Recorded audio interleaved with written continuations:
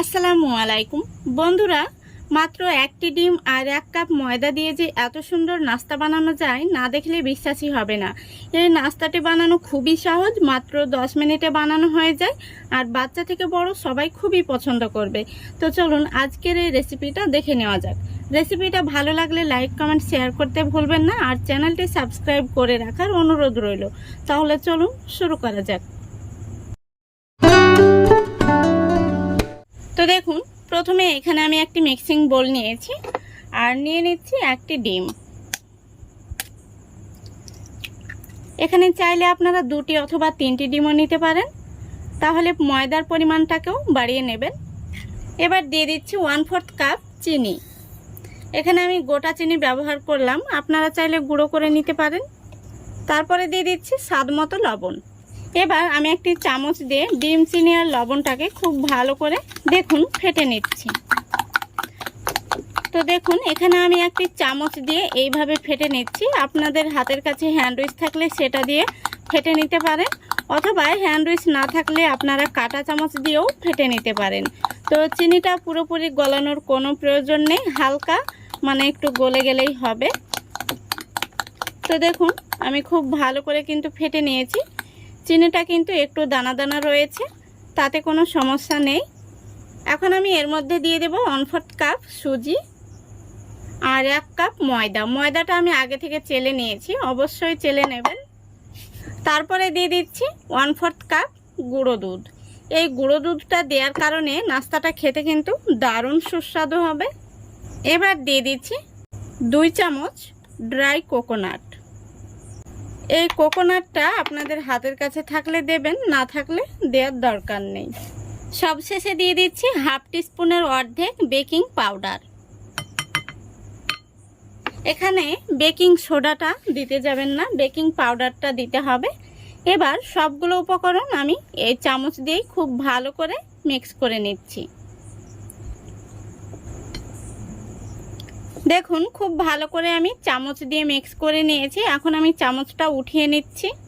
এবার আমি এখানে নিয়েছি 1/3 কাপ তরল দুধ, আর দুধটা আমি আগে থেকে জাল করে ঠান্ডা করে নিয়েছি।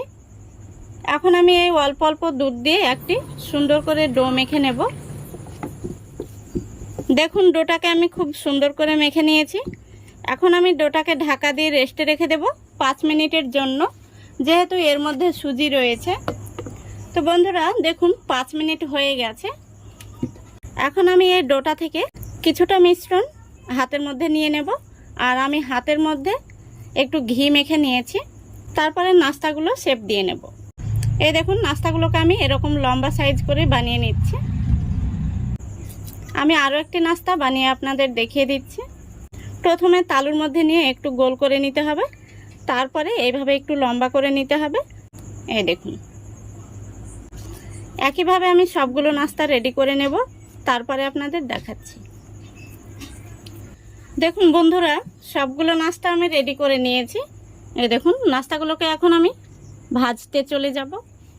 এদিকে দেখুন নাস্তাগুলো ভাজার জন্য আমি গ্যাসটা অন করে আগে থেকে তেল গরম হতে বসিয়েছিলাম, আর তেলটা খুব সুন্দরভাবে কিন্তু গরম হয়ে গেছে। এখন আমি নাস্তাগুলো একে একে তেলের মধ্যে দিয়ে দিচ্ছি।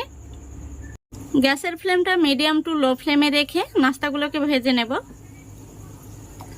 দেখুন সবগুলো নাস্তা আমি একবারে দেব না, বাকি যে নাস্তাগুলো রয়েছে সেগুলো আমি দ্বিতীয় ব্যাচে ভেজে নেব। এইভাবে নাস্তাগুলোকে উল্টে পাল্টে গোল্ডেন ব্রাউন কালার করে ভেজে নিতে হবে। গ্যাসের ফ্লেমটা কখনোই বাড়িয়ে দেবেন না, নইলে খুব তাড়াতাড়ি কালার চলে আসবে আর ভেতরটা কাঁচা থেকে যাবে। তো এইভাবে গ্যাসের ফ্লেমটা মিডিয়াম টু লো ফ্লেমে রেখে ভেজে নিতে হবে। দেখুন নাস্তাগুলো ভাজা হয়ে গেছে আর খুব সুন্দর একটি কালার চলে এসেছে। এখন আমি নাস্তাগুলোকে তেল থেকে তুলে নেব।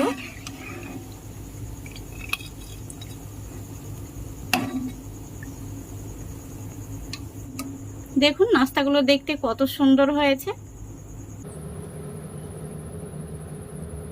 একইভাবে আমি বাকি নাস্তাগুলো ভেজে নেব।